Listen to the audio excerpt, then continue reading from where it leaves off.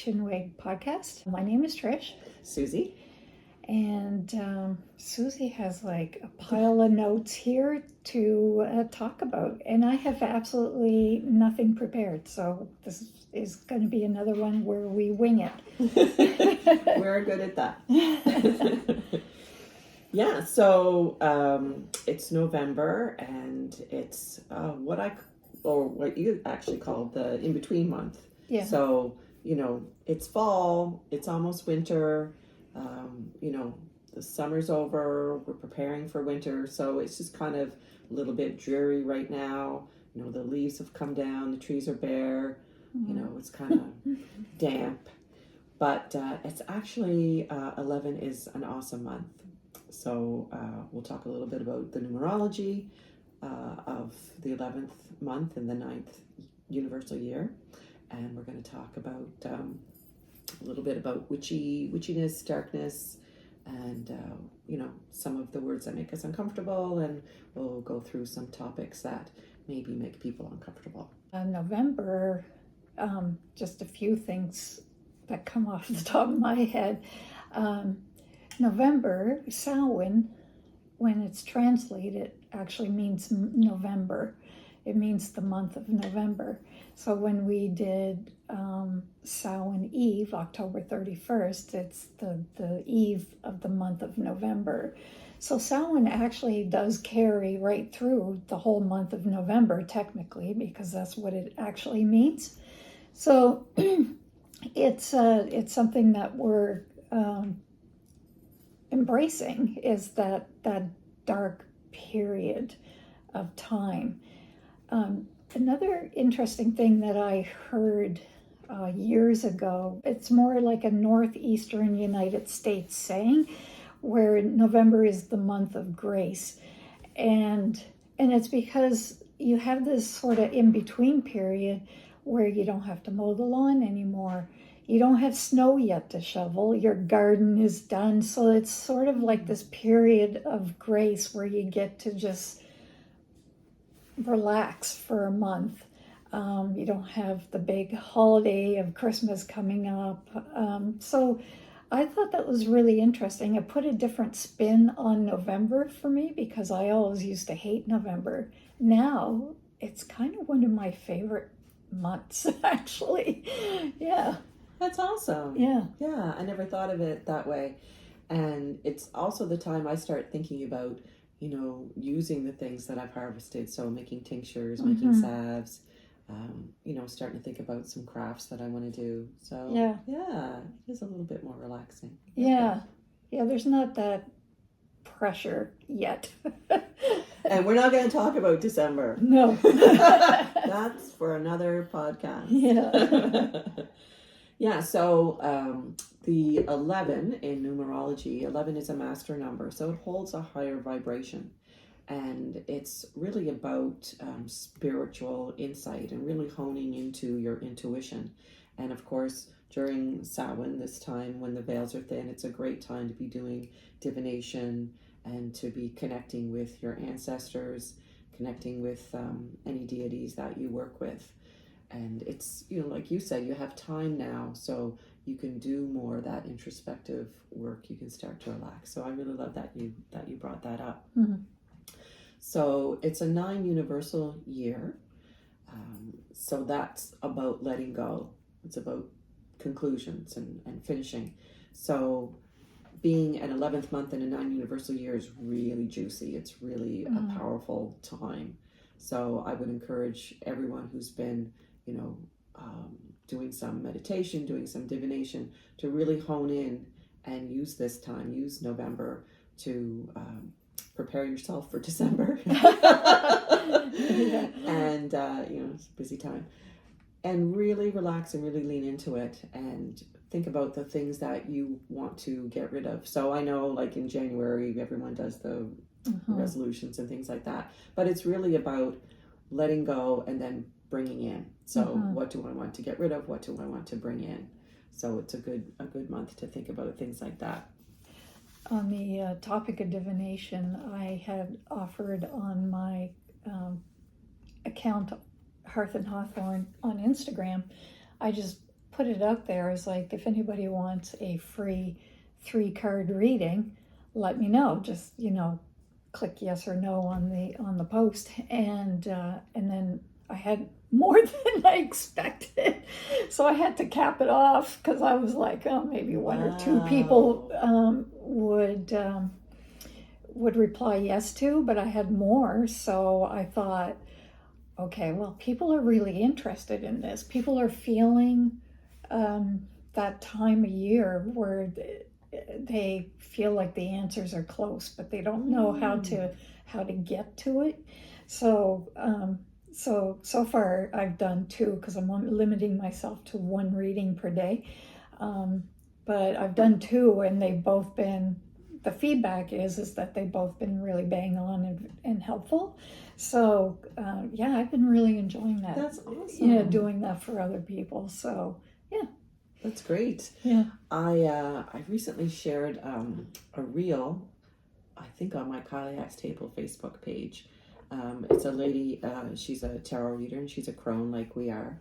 And again, this is a good crone time, right? Mm-hmm. November, Yep. Kailiak. Yeah. So she was saying, and she's quite humorous in how she puts things, but if you come to her expecting her to tell your fortune, to tell your future, she says that's how people who are scammers tend to advertise. I will tell your fortune for you, Yeah. tell you what's coming for you. So she's like me, uses the tarot as a way to see patterns in your life and to find obstacles that are holding you back. So I really liked her. I wish I could remember her name, but if you're on my Kailiak's Table page, look her up. She's quite humorous, and I think she's on Instagram. But she always wears a little witchy hat. Anyway, I liked her message, is that if you're looking for someone to give you those kinds of answers, you may fall victim to a scammer. Yeah. It's sad. Mm-hmm. And it really ruins it for the rest of us who are genuine readers. Yeah. So just be careful who you go to. Well, I think we've talked about that before. In our podcasts. So I'm glad that you were able to give some people some insight, because really you're the only one that can make the changes. Yeah. We can only just interpret the cards, and then it's for you to realize, I do fall into those patterns, and yes, I do need to do more of this, less of that. But I mean, to the point that as a reader, like when I was doing these cards, these readings so far, it's like, this makes absolutely no sense to me. Do you know what I mean? So you're like, I was almost worried about what these cards were saying because it made no sense to me, although I could tie it together. But but when I gave the reading to the person, they wrote back and they said, like, it makes complete sense. So there's none of you in it. There shouldn't be any of you in it. So in a way, for it to not make sense to you when you do a reading for somebody else is probably a good thing in a way. Oh, I like that. You know what I mean? Yeah, because then you're not biased and putting your own spin on things. Because sometimes when I get nervous, I think maybe I should say something that makes sense to me. Yeah, exactly. Yeah, like I don't want to manipulate it so that it makes sense to me. So I just kind of put it out there, and it's like, oh. Anyway, it worked. That's awesome. Good for you. I love that. So then I looked into the astrology. So in November, we have 2 signs. We've got Scorpio and we've got Sagittarius. So Scorpio is our water sign, like that kind of transition, people that are able to handle change, which is the opposite. My opposite sign is Scorpio, because I'm Taurus, so I can't handle change. It's very difficult. And then you've got Sagittarius, which is a fire sign, and they're all about freedom. So I just always find it interesting, to find out, like, what are the energies happening. That is interesting, because my ex-husband was Scorpio, Alicia was Scorpio, and Katie's Sagittarius. So yeah, I think drawn to people born in this sort of dark times. Okay.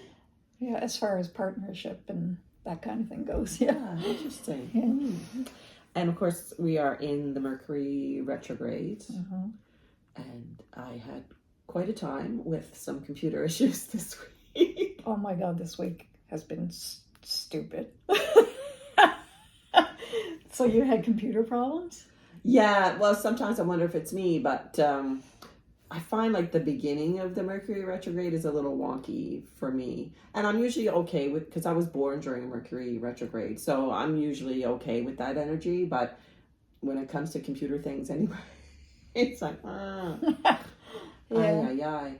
And I fretted so much yesterday because I placed an order for some pens for my boss, some promotional pens, and I thought I totally screwed it up, and I spent the whole day like with my heart in my throat.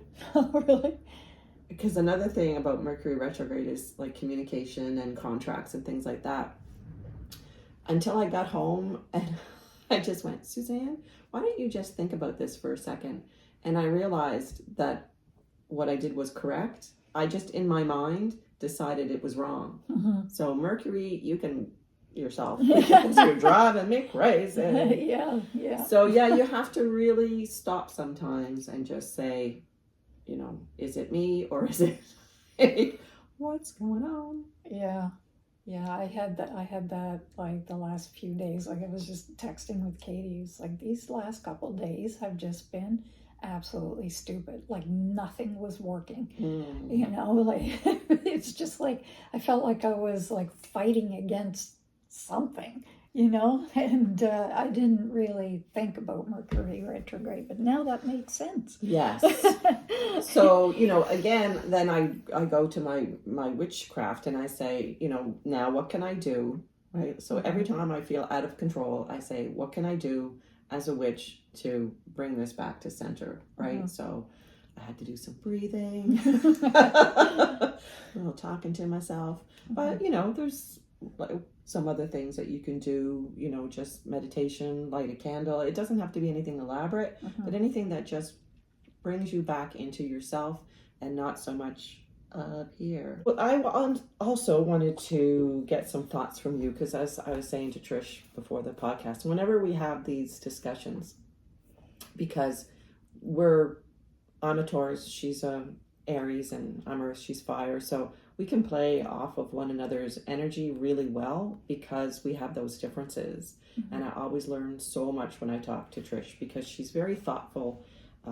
She doesn't just say things that are, a meme or something that, is the latest trend or whatever. She actually thinks about things, and I really appreciate that. So there's, I don't know, some kind of trendy, witchy thing going on now where a lot of younger people are, and I love it that they're dressing witchy, and they're on Instagram and TikTok and all of that, and they're really grasping onto it. And I think that there's a reason for it, but I also want to make sure that, the roots are being honored and that it's not just something frivolous and fun. Just as an example, when I use my pendulum and it doesn't like the question I'm asking, like it feels like it's high school or junior high or something, my pendulum will actually shake in my hand as if admonishing me, as if saying, no, that's not right. So I always have to make sure that I'm approaching it with reverence and that I'm taking things seriously. But I'm lighthearted overall, right? And I like to laugh about things, but I have to make sure that pendulum is not getting pissy with me. Have you ever had that happen where your pendulum just goes, I had that actually 2 days ago. A guy was asking a question, and it was doing that shaky thing, and I was like, okay, what the hell is this? So I was like, and then in my mind it was like I'm asking the wrong question. So I had to sort of reframe what I was wanting, and then it did answer me. But yeah, I didn't interpret it as it being like pissed off, but that it was more like I don't I can't answer that, Mm-hmm. or I don't, or the answer is too complicated for it's not a yes or no, it's too complicated. You need to break it down better so that I can answer it. Yeah, so don't be discouraged, or don't think that, it's not working for you. You just have to find the ways that it's going to work. You got to find that balance between, taking it seriously and not taking it too seriously. And I think, Yeah. it happens to people. They get frustrated with witchcraft because it's not giving them straight, clear answers. Well, unfortunately, it's still going to take some work sometimes. So, Yeah. if anyone has any questions about pendulums, I'd be happy to answer, because I do find them a little bit tricky until you really start to understand. And same with my dowsing rods; they will do the same thing. They'll just go. It's like, oh. But also, I wanted to add about that before I get into the meaty parts here. And I completely just lost my thought. Think about that, and I'll talk about your younger witches Yes. Subject there. That is something that I am also seeing a lot of, and it's great that women are finding their power, and I'm happy to see more and more women finding their voice in witchcraft. But I'm also seeing this very superficial trend towards it, and I guess it's good in a way because the aesthetic, the witch aesthetic, draws people in, but I feel like it may draw people in on a false pretense, like it's oh, how fun this is, and how pretty this is, or how, and I like all that stuff too. I like the visual, but I just get this sense of lack of depth, and I'm a very deep person. I don't like surface shit. So when I see this stuff, I get irritated, but I don't know what's behind the scenes, right? I don't know. Their practice may be very deep. So I try not to pass too much judgment, but it's hard. It's hard not to, because it feels very, very surface-like. But I'm happy to see this trend. A reading that I did yesterday, a young woman, she was just, afterwards that I gave her the reading, she told me that she's, finding her voice, and she's setting up barriers. And I was like, good for you for being in your 30s and figuring this out. And that's what I'm finding, is that young women through witchcraft are finding their voice and finding the strength to set up barriers and finding their power. They're like Susie, and this word always sticks in my mind now that Susie says this, finding your own sovereignty. And I think that is such a powerful thing. So I hope that these young witches aren't just doing it for the aesthetic and the fun of it. It's a serious thing, and I hope they are applying it to find their power.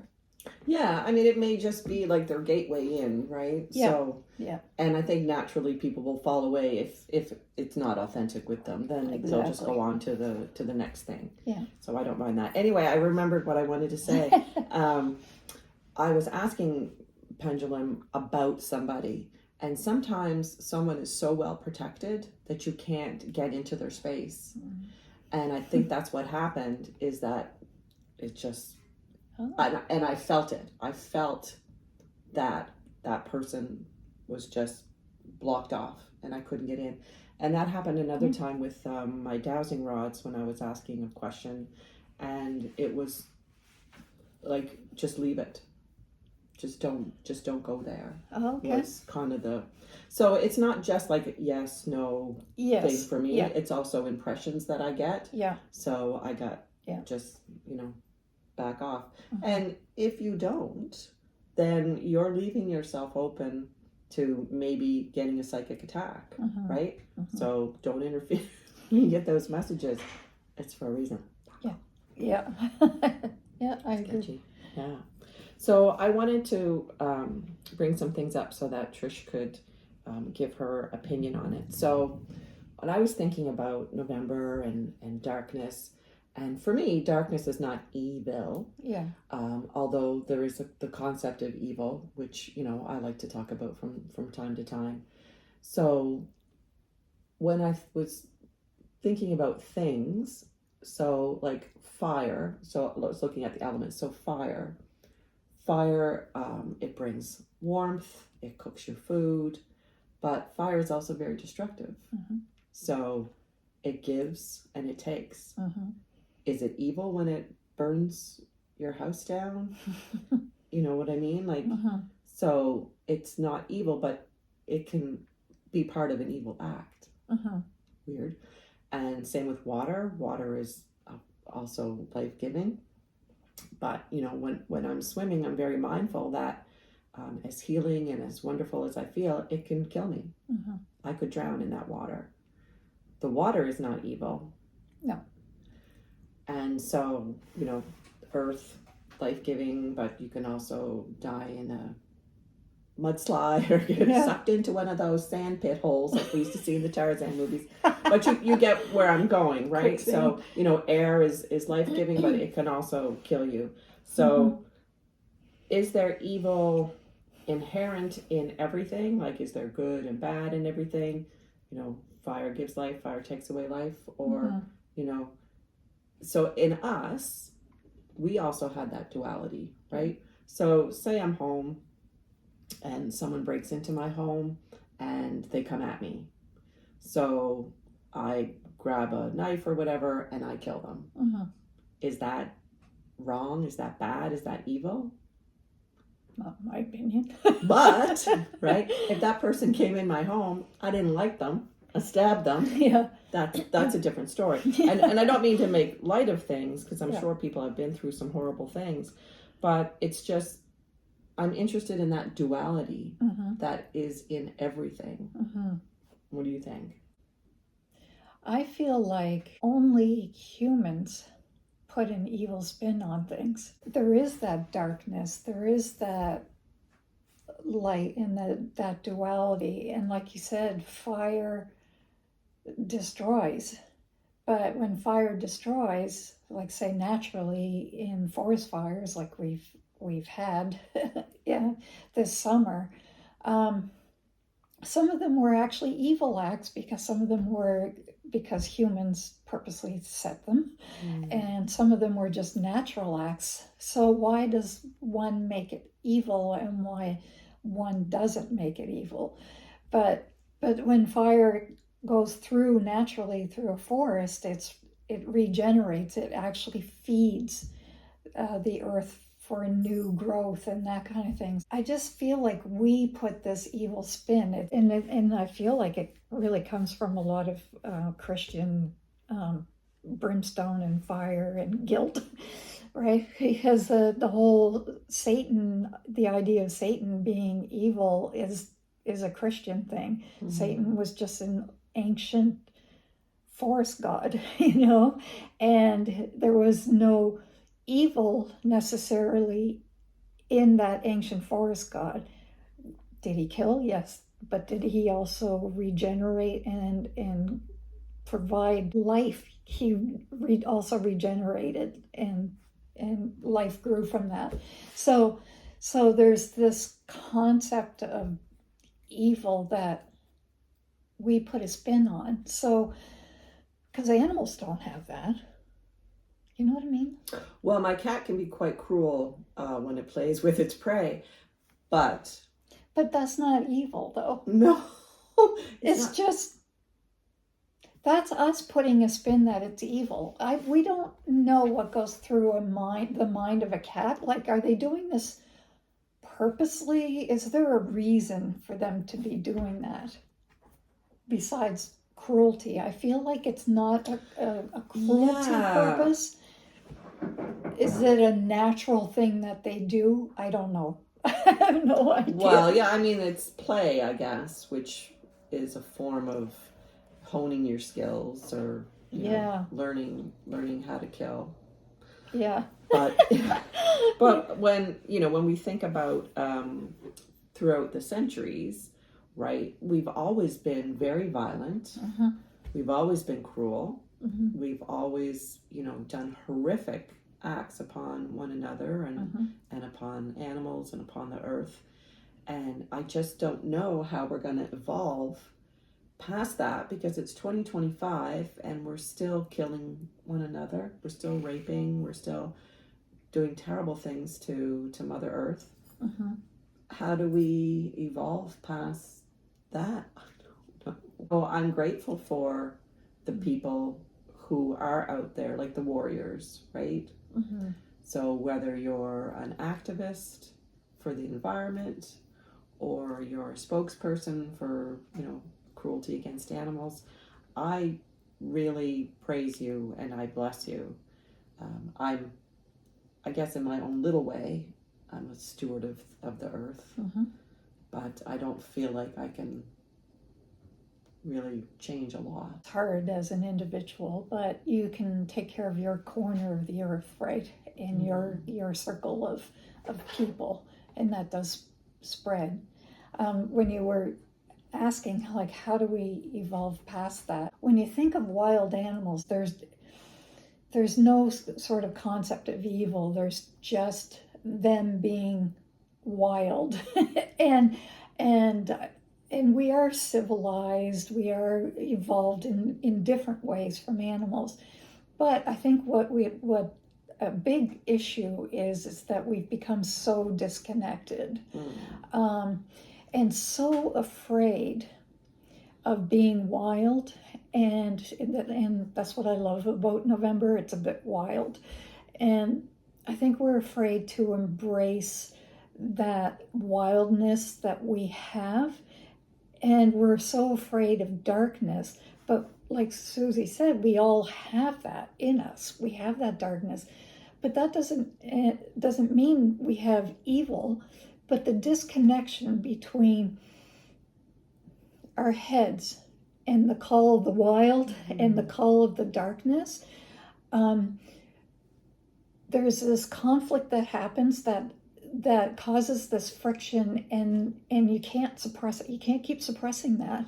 And when you do, your brain just, for some people, just snaps and says, I need to act wild, and then they do crazy, violent things. They do, horrific things to other people or to animals.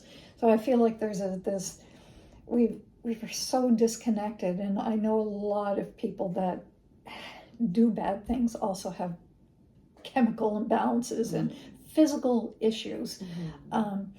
But for those that,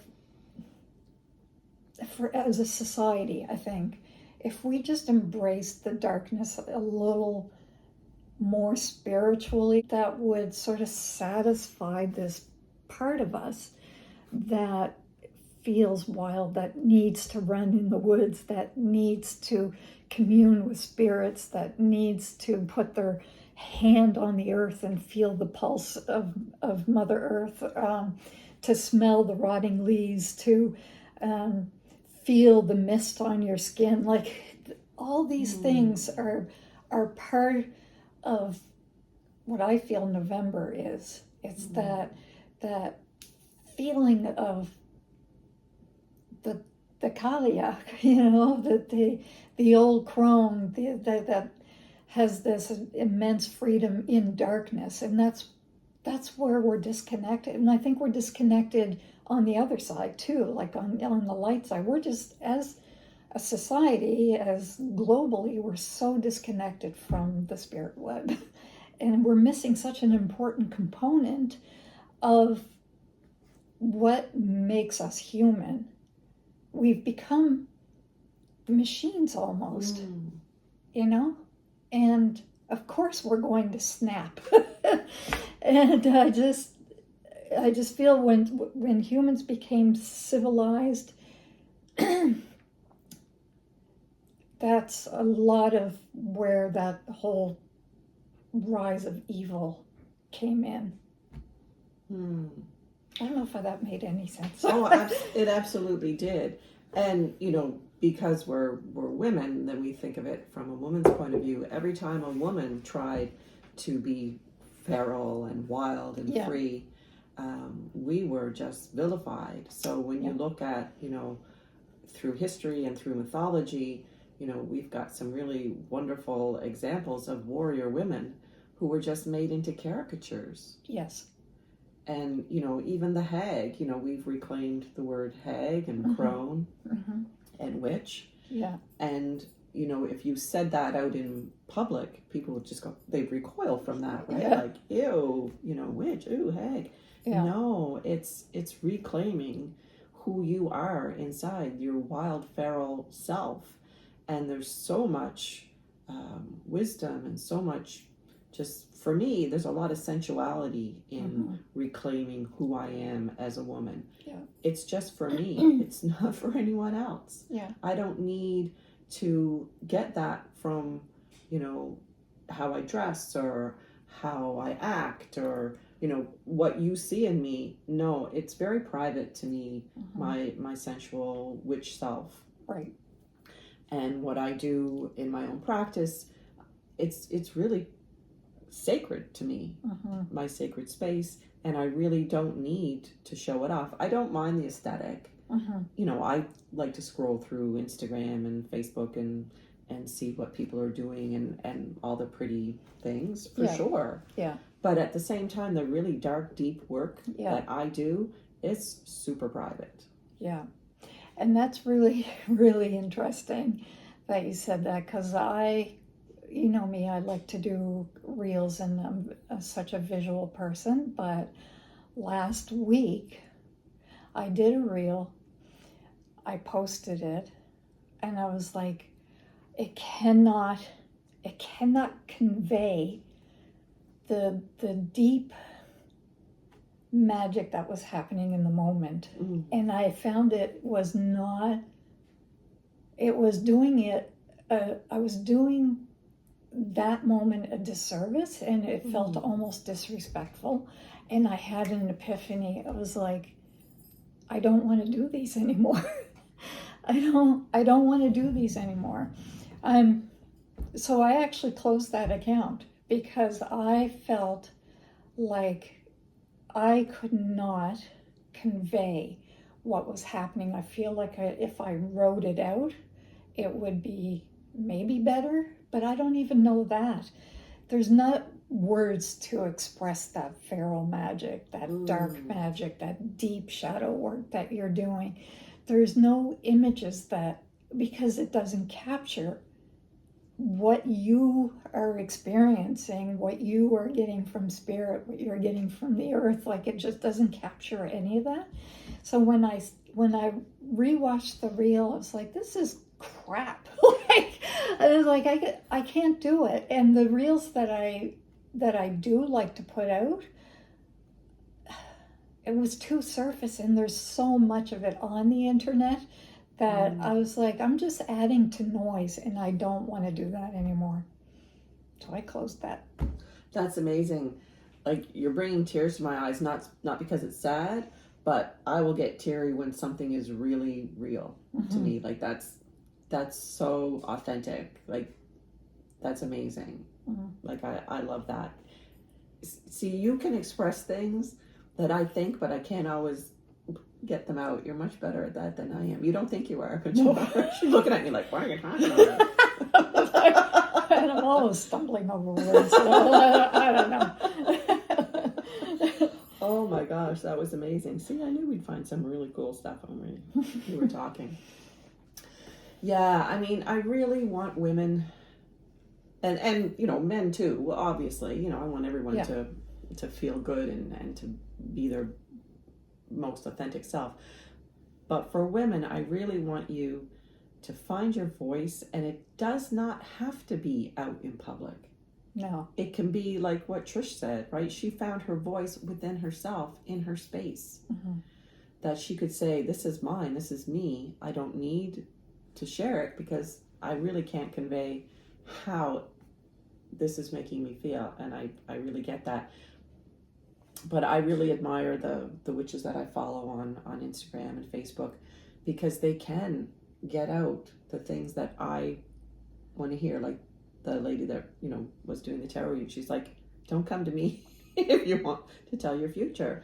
And there are absolutely are psychics out there who really are good at it. But I don't know, like my friend, she went to see. I don't know. I guess when I work with the tarot cards, and I gotta say, like, I am so grateful for you to, for that little ritual that you gave me to open up to the cards. Like that, just it did something. It just broke some sort of crazy barrier that I had, and now I'm all in it. Right? And like it was to the point where it's like I really want to share this with other people that might feel like a blockage, but it was Susie's thing, so I didn't. But anyway, I did a reading on myself, and I did the traditional Celtic cross, and so there was a future in it, right? And but I was okay with that because it was empowering to me. And the cards gave me direction towards the future. If I wanted that future, this was the direction. If I didn't want that future, then I needed to change things. But to say this is going to happen, that I would never, ever do. I just wouldn't do it. I just think that's kind of, well, shitty, actually. Yeah, I mean, I know this lady has a wonderful reputation. A lot of people like to go see her, and that's fabulous. I don't want anyone to think I'm saying negative about her. It's just that would make, I just know. And she might preface it with saying, like, this is what the future is if you continue along this path. She might be telling people that you know, if you do continue as you are, this will be your future, and that's up to you whether or not you want to change that. Which that it's not linear. It can't be linear.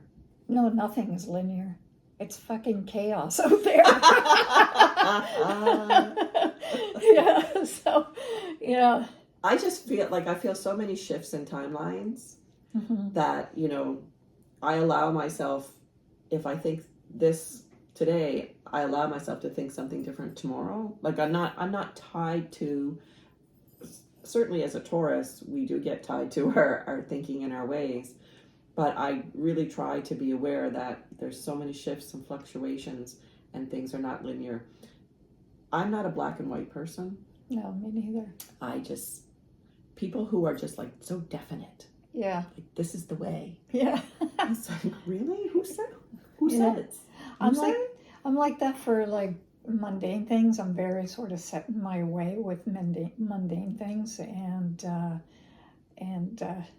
if anything, Katie's definitely someone that opens my eyes to not be so rigid in my way of thinking for mundane. But when it comes to social issues, when it comes to spiritual stuff, all the stuff that's up here and in here, I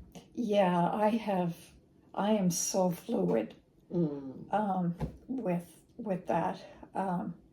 So maybe that's my way of balancing that sort of fluidity. I need something to solidify, so I become very rigid in my routines.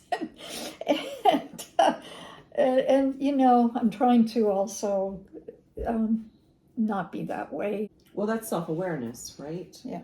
That you can recognize patterns that may or may not be helpful for you. Yeah. And, you know, I don't mind constructive criticism.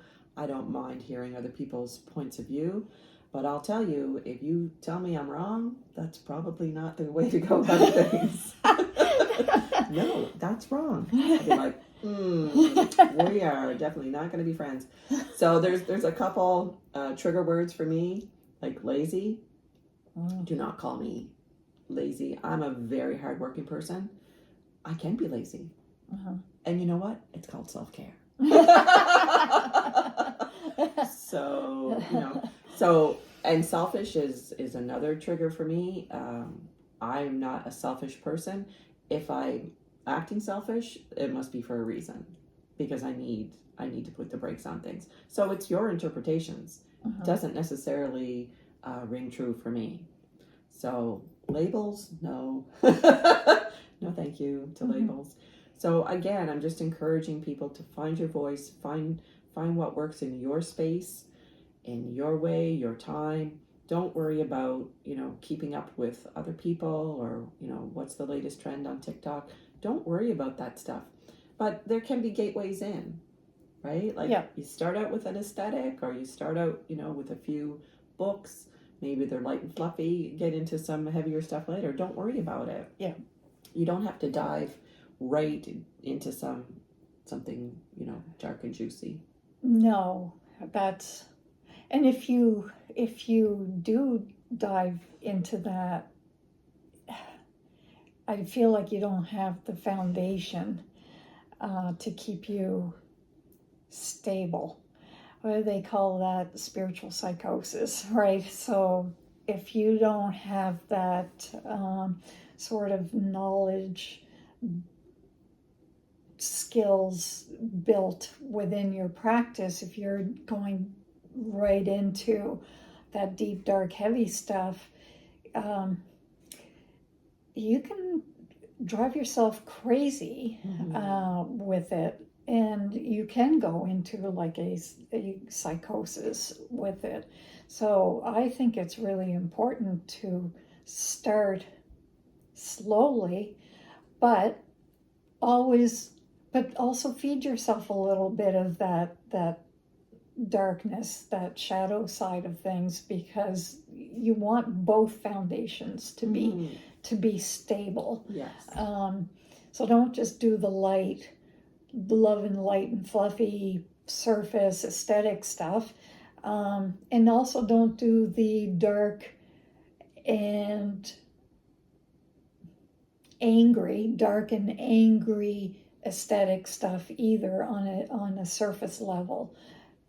Just go into it both sides slowly, and build your knowledge is set in your skill set from there.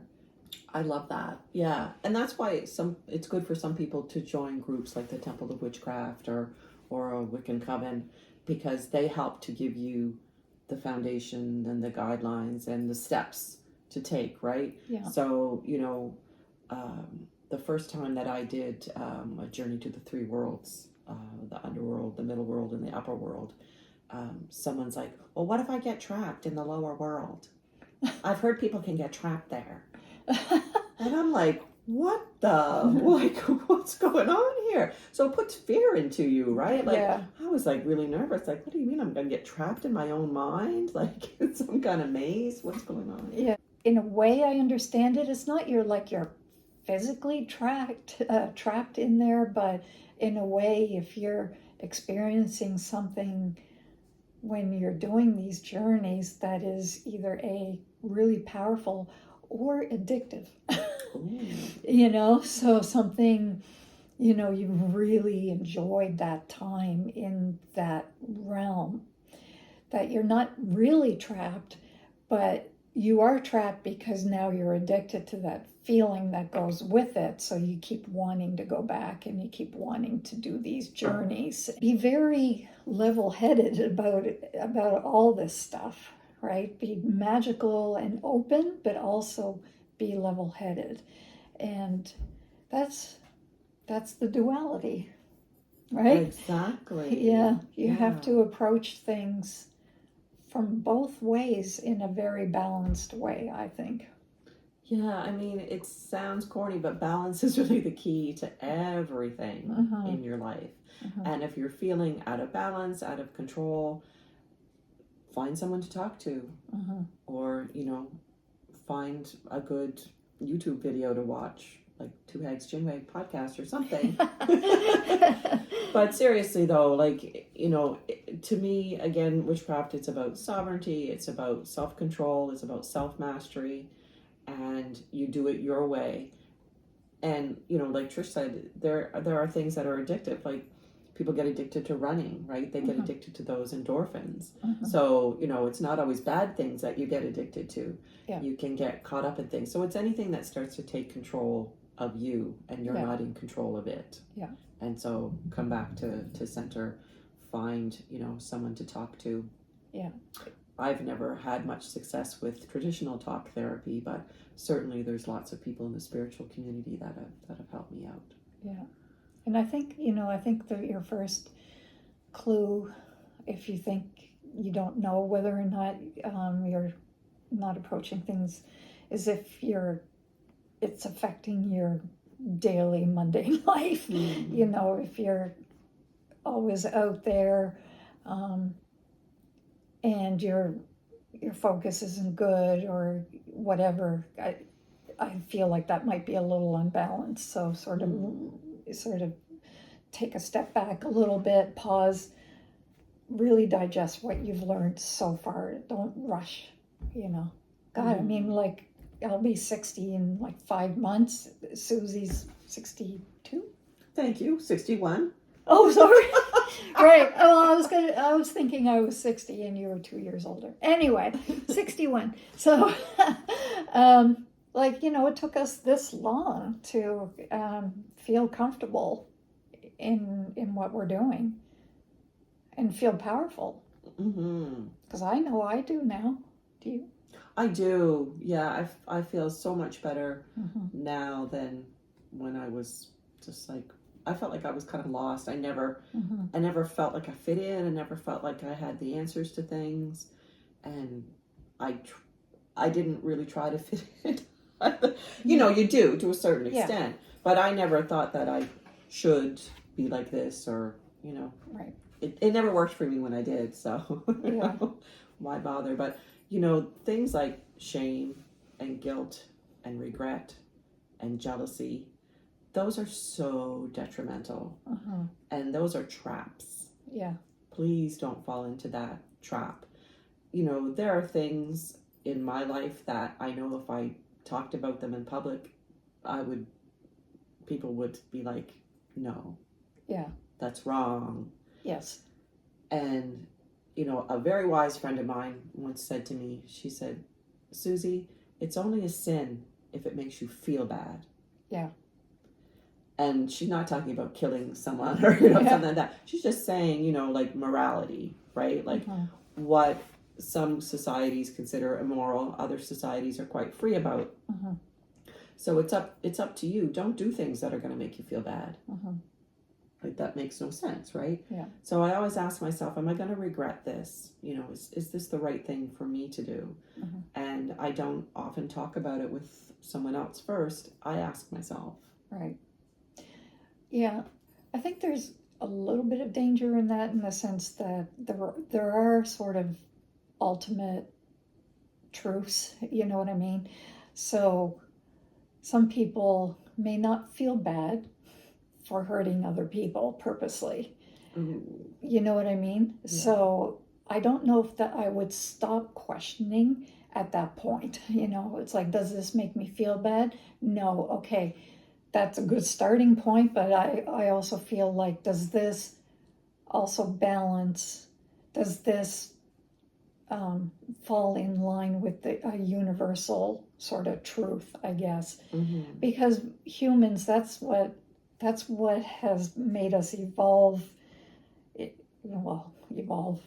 But that's what separates us a little bit from animals, is that we have this desire towards an ultimate truth. We see that there is some sort of ultimate truth, right? And even atheists have that. They have this ultimate morality. And so there's something there. So balance it with that, question yourself, but then don't go too far on the other side where you're looking at what society says without checking in with yourself too, because society is not always right about what is the ultimate truth. I think we're seeing that down in the United States, where their truth is really being skewered right now by fear and by scarcity. And that makes me so sad. Like just the things that are happening to otherwise, I think, good people Yeah, exactly. are being led down some path. It's just bizarre to me. I have a cousin who lives down in the States, and some of the things that she posts, she lives in Florida, just are absolutely mind-boggling to me. I don't even know what to say. So every once in a while, I'll go onto Scopes or Fact Check, and I'll post the link on her her post. Good for you. No response. Of course Zero not. response. No. Because when you confront people with the truth, they don't want to hear it. Yeah. There's nothing I can do. And I'm sure otherwise she's a nice person. Yeah. But she lives in a place where she's being fed this misinformation, and it's really biased and skewered, and it's so sad. Like, you know, the U.S. it's a beautiful country with beautiful people and so much resources, and it's just being led down this. So let's talk. Is that evil? What is being done down there with, you know, ICE scooping people up off the streets and? Yep, absolutely. I think there is an evil component to the government and administration there, and it's being masked by good intentions of getting rid of criminals, and you know, anything can be skewed to whatever suits your agenda, right? And I think, you know, Trump and the administration and that crazy train mentality, they're using just snippets of truth to their and evil so-called purposes. Christian morality. Yeah, exactly. When he's the biggest sinner, if you want to, yeah, you know, call that out, yeah, right? Like, how many of the 7 deadly sins has he committed, and the 10 commandments has he committed? And, you know, this whole thing with the Epstein files, we're finding out just how far up on the echelon all these perpetrators are. It's all these, you know, rich old white guys that, you know, were trading these women around, and they all know it. Yep. And they all protect one another. Yep. And it's all, you know, money being passed around. And, you know, because this is an 11th month and a 9 universal year, a lot of truths are coming out right now. And he can't, like, there's no little dark corner now for him to hide. No. And your money and your power can only protect you so far when the light is being cast further and further on these people. Another thing that I was seeing a lot is they're calling it end stage capitalism, right? So because it's at the end stage part of it, they're fighting tooth and nail to they're doubling down. Yeah, they're to hold on to it, and I never had heard of that term before until maybe the last year, and I thought, wow, that is so powerful, and I'm feeling that vibe, you know, out there, you know, maybe because I'm following these accounts that support my viewpoint, you know, because I got so sick of following both sides, I couldn't handle the other side anymore because it was so delusional. It's like I can't even balance my intake of information anymore, because that's just fucking crazy over on that side, and it's so wrong that I don't want this in my head anymore. But what I am seeing is people are fighting back, and I feel that strongly in November. Like pull that November energy to connect with your wildness and your anger and your connection to Mother Earth and to ancient divinity, and that dark side. And I could go on more about how to do that, but we're already at an hour.